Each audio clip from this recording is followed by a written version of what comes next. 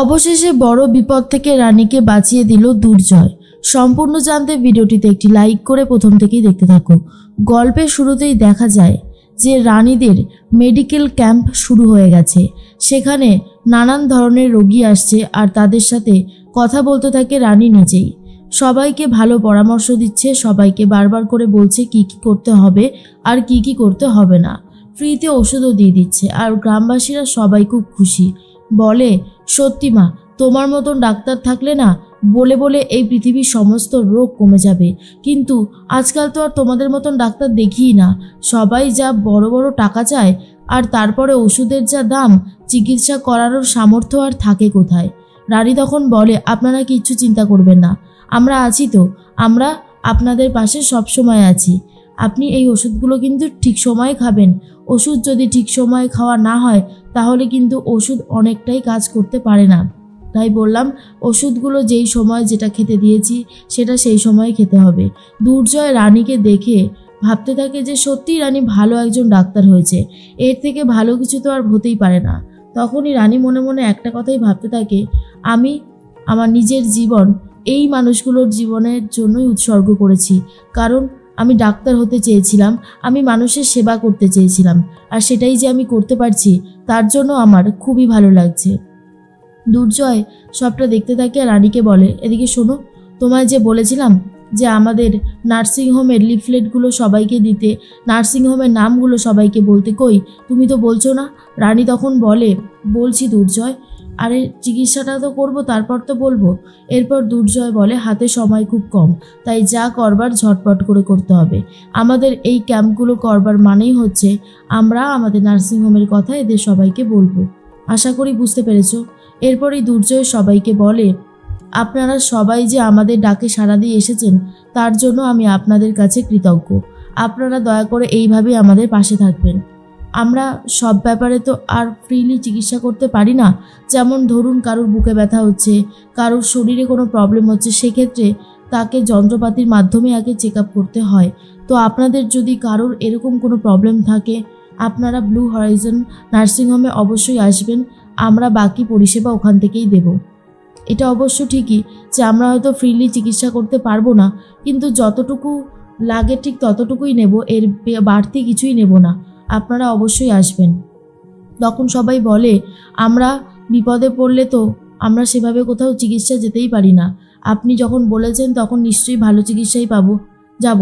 আমাদের শরীর খারাপ হলে এবার থেকে আমরা আপনাদের নার্সিংহোমেই যাব। এরপরেই সবাইকে বলে দেয় যে আপনাদের যা যা সমস্যা ছিল আপনারা মিটিয়ে নিয়েছেন তো? সবাই তখন বলে, হ্যাঁ। ঠিক সেই মুহূর্তেই একজন গামছা মুড়ি দিয়ে আসে, যার মুখ দেখা যায় না, আর সে ভিড়ের মধ্যে ঢুকে পড়ে। রানী আর দুর্জয় যখন নিজেদের কাজ নিয়ে ব্যস্ত, তখন সেই গামছা পরা মুখোশধারী মানুষটা আস্তে আস্তে রানীর দিকে এগিয়ে আসতে থাকে। আর তখন রানী তো এদিকে কথা বলতে ব্যস্ত। দুর্জয় রানীকে দেখতে থাকে বারবার করে। রানীকে সব গ্রামবাসীরা ঘিরে ধরেছে, তারা বারবার কথা বলছে, কেউ কেউ ভালোভাবে বুঝতে চাইছে কি বলেছিল। ঠিক সেই মুহূর্তে একটা ছোট্ট পিন রয়েছে সেই গামছা পরা মুখোশধারী মানুষটার কাছে। পিনটা সবে রানীর গায়ে ফোটাতে গেছিল। ঠিক তখনই দুর্জয় এসে রানীর হাত ধরে টানতে টানতে সাইড করে নিয়ে যায়। কারণ হতেই পারে ওটার মধ্যে বিষ মাখানো ছিল, আর ওই পিনটা রানীর শরীরে ঢুকিয়ে দিলে হয়তো বিষে অবস্থা খারাপ হয়ে যেত রানীর। কিন্তু দুর্জয় সেটা হতে দেয়নি। দুর্জয় রানীকে বাঁচিয়ে দিয়েছে। এইদিকে বড় বৌদি তো বাড়িতে উকিল নিয়ে চলে এসেছে। তার জন্য তো প্রচণ্ড রেগে গেছে বিনায়ক, আর বলে, সত্যি বড় বৌমা, তোমার সাহস দেখে তো আমি পুরোই অবাক হয়ে যাচ্ছি। তুমি কি করে এই অন্যায়টা করতে পারলে বলো? কি করে করতে পারলে? এটা কি তুমি আদৌ ঠিক করলে? পিঙ্কি বৌদি বলে, আমি কি করেছি? দুর্জয় যেই কথাটা বলেছে আমি তো শুধু সেই কথাটাই বলেছি, আমি তো আর কিছু করিনি। ওই তো বলেছিল যে ও রানীকে খুব শীঘ্রই ডিভোর্স দিতে চায়। তো রানীকে যদি ডিভোর্স দিতে চায় তাহলে আমি কি করতে পারি? এর মধ্যেই শকুনি শুক্লা একটা কথা সবাইকে বারবার করে বলতে থাকে যে আমি শুধুমাত্র দুর্জয়ের কথার উপর বেস করেই এই সিদ্ধান্তটা নিয়েছি, আর কিছুই না। তখন বিনায়ক বলে, চুপ করো বড় বৌমা, রানী আর দুর্জয়কে নিয়ে তোমায় এত ভাবতে কে বলেছিল? দুর্জয়ের যদি ডিভোর্স দেওয়ারই হতো ও নিজে ব্যবস্থা করতো, তুমি কেন ব্যবস্থা করতে যাচ্ছ? বিপাশা তখন বলে, আর শুক্লা, তুমি কিছু বলবে না? তুমি কিছু বলো। বারবার একজন অন্য জনের কথাই শুনে যদি ভুল করে তাহলে তাকে কি বলা উচিত?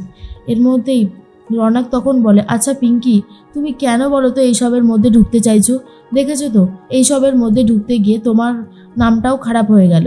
এর মধ্যেই রিতম বলে, বাড়িতে একজন উকিল থাকতে আবারও উকিল ডেকে নিয়ে এসেছে। বড় বৌদির সাহস দেখার পর না আমার একটা কথাই বারবার করে মনে হচ্ছে যে বড় বৌদিকে এই সংসারে ঢোকানোটা একদমই উচিত হয়নি। পিঙ্কি বৌদি বলে, রিতম, তোমাকে আগের দিন সাবধান করেছিলাম না? তুমি তাও বেশি কথা বলছো।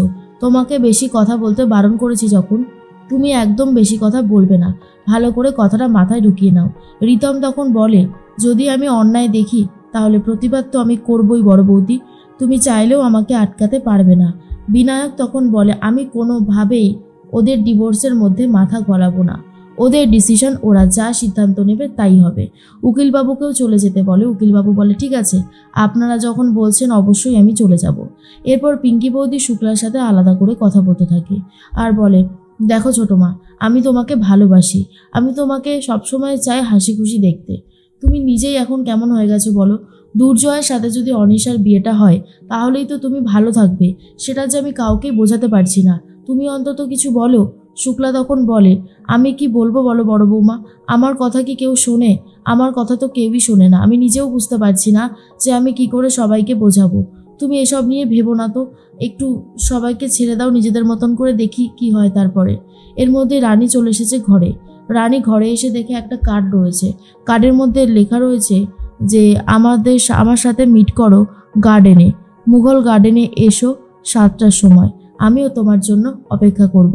আর এই কার্ডটা দেখার পর রানী বলে, নিশ্চয়ই দুর্জয় লিখেছে। হ্যাঁ, দুর্জয় নামও লেখা রয়েছে। তার মধ্যে রানী ভাবে, আমাকে অপমান করে আমাকে কয়েকটা কথা শুনিয়ে এখন আবার আমার মন ভালো করতে চাইছে নাকি আবারও আমাকে অপমান করবে বলে ডাকছে। আজকাল দুর্জয়ের কাজবাজ তো আমি কিছুই বুঝে উঠতে পারি না। সবটাই কেমন যেন মাথার ওপর থেকে বেরিয়ে যায়। যাই হোক, ও যখন বলেছে যেতে তো তখন হবেই। এরপরেই রানী দুর্জয়ের কাছে চলে আসে, মানে দুর্জয়ের ঘরে এসে টকটক করতে থাকে দরজাটা, কিন্তু কেউই তো খুলছে না দেখে আবারও রানী দরজাটা টকটক করতে থাকে। তখন একজন এসে বলে, ম্যাডাম, স্যার তো অনেকক্ষণ আগেই বেরিয়ে গেছে, স্যার এখানে নেই। তখনই রানী বলে, স্যার বেরিয়ে গেছে? রানী তখন মনে মনে ভাবে, দুর্জয় আমাকে বলেই বেরিয়ে গেল? এতই যখন টান আমাকে নিয়েই যেতে পারতো। এরপর রানী নিজে তৈরি হতে থাকে। আর তখন শালিনী এসে বলে, কি ব্যাপার ম্যাডাম, কোথায় যাওয়া হচ্ছে? শালিনীর কথা শুনে রানী বলে, আমাকে দুর্জয় ডেকেছে মুঘল গার্ডেনে, 7:30টার সময় যেতে বলেছে, ওখানেই যাচ্ছি আর কি। এদিকে দুর্জয় গাড়িতে করে রওনা দিয়ে দিয়েছে আর বলে, ম্যাডাম যখন বলেছে যেতে তো হবেই। রানী তখন একটা কথাই ভাবে যে সব ঠিক হয়ে যাবে আবার, নাকি আবারও ঠিক হওয়ার আগে সমস্ত কিছু গণ্ডগোল হয়ে যাবে। তুমি দেখো ভগবান, সব যেন ঠিক থাকে।